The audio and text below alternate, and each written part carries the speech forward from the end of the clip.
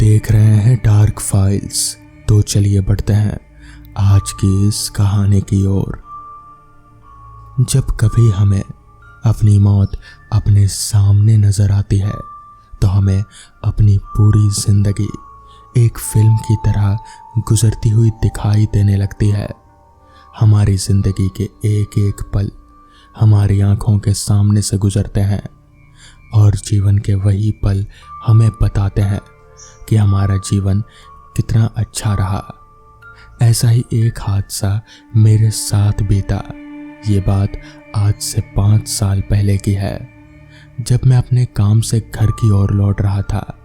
उस दिन काम ज़्यादा होने के कारण मुझे घर जाने के लिए काफ़ी देरी हो चुकी थी, तो मैं जल्दी में था।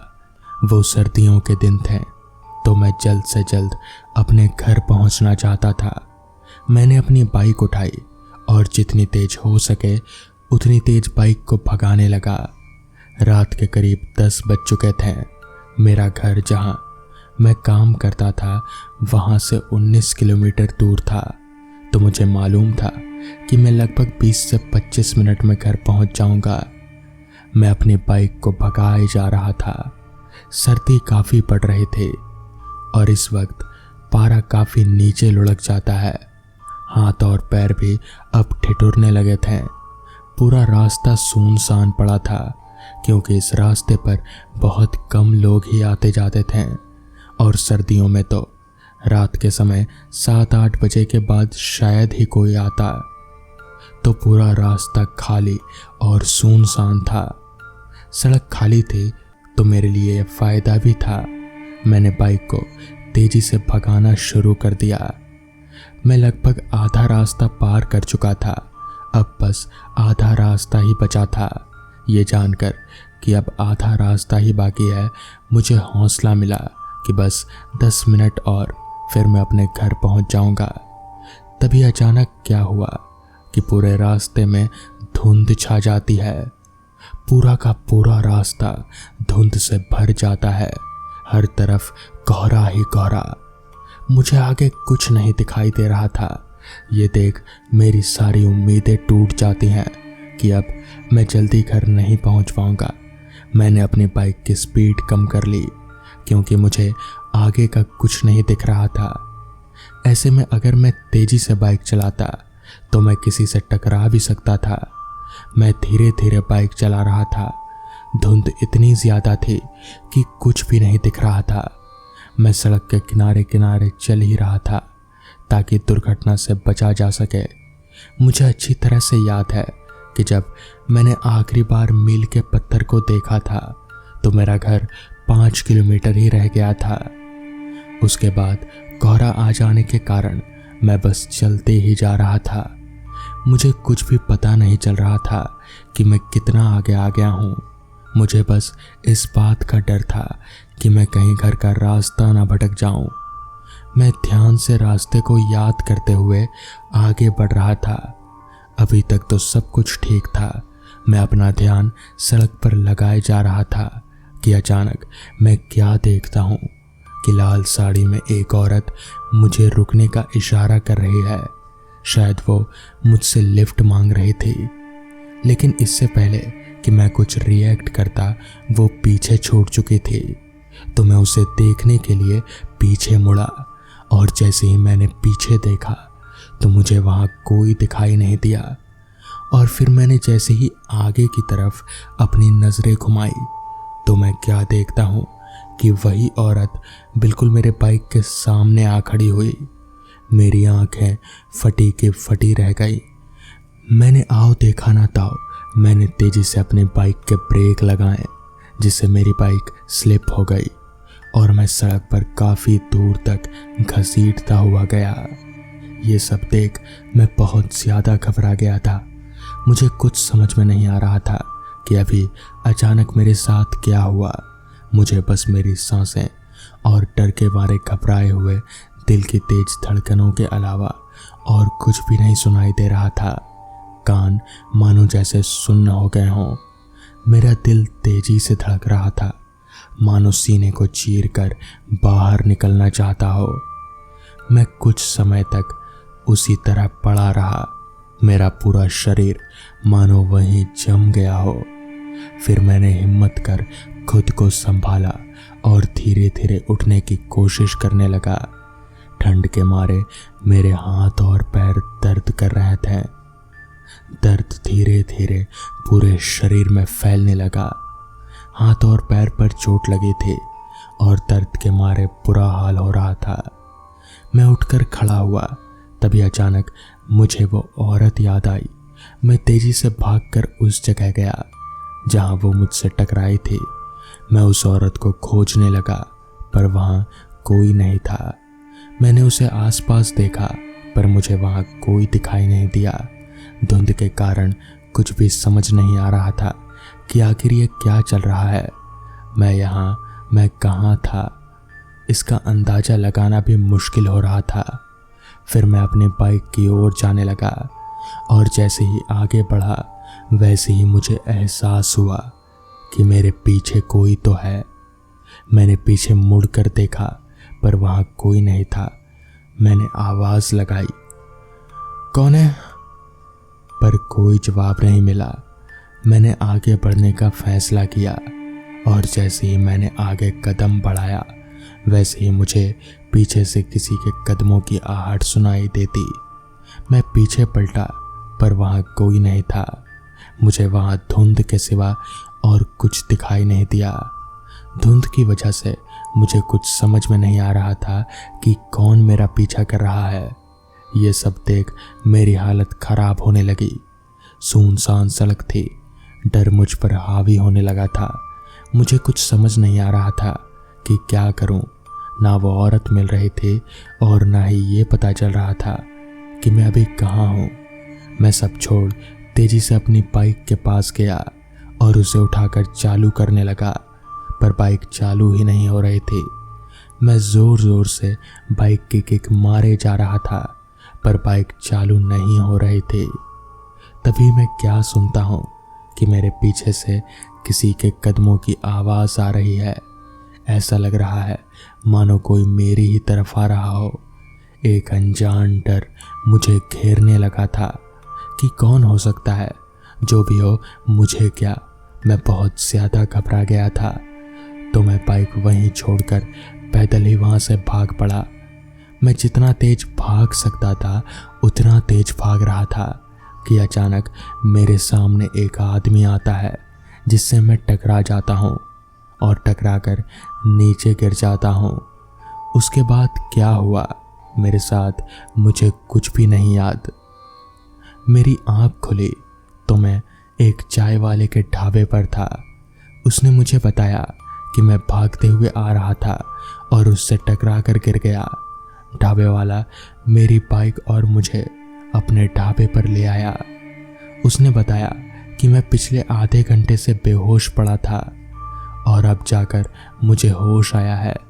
उसने पूछा कि आखिर मेरे साथ हुआ क्या था और मैं भाग क्यों रहा था।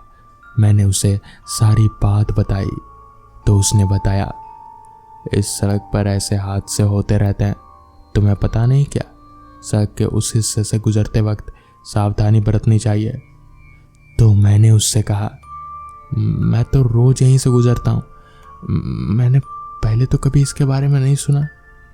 तो उसने पूछा, कितने दिनों से जा रहे हो? तो मैंने कहा, बचपन से ही जा रहा हूँ। तो उसने पूछा, अच्छा कहाँ से हो तुम? मैं नवा से हूँ। तो उसने बताया, यह वो सड़क नहीं है, यह सड़क सुराना गांव जाती है। ये सुनकर तो मेरे होश ही उड़ गए। जैसे ही उसने ये कहा, यह वो सड़क नहीं है, फिर वो सड़क किस ओर है? तो उसने बताया, वो तो पीछे ही छूट गई। ये सुनकर मुझे सब समझ आ गया कि मैं धुंध की वजह से रास्ता भटक गया और आगे निकल आया और उस रोड पर चला गया। फिर वो इस भूतिया सड़क के बारे में बताने लगा। ये सब 18 साल पहले शुरू हुआ। एक ऐसी ही सर्द की रात थी। एक पति पत्नी अपने घर जा रहे थे। बहुत खुश थे दोनों। उस दिन भी ऐसी ही धुंध आई हुई थी। उन्हें घर जाने की जल्दी थी। तो वो अपनी गाड़ी तेजी से चला रहे थे। जहां तुम्हारे साथ वो हादसा हुआ उस जगह पर अचानक उनके सामने एक ट्रक आ जाता है और वो गाड़ी संभाल नहीं पाते। इससे पहले ही ट्रक और उस गाड़ी का एक्सीडेंट हो जाता है, जिसमें आदमी तो बच जाता है पर वो औरत वहीं मर जाती है। उनकी मौत के कुछ महीनों बाद यहाँ से गुजरने वाले लोग उसके यहाँ होने को महसूस करते हैं।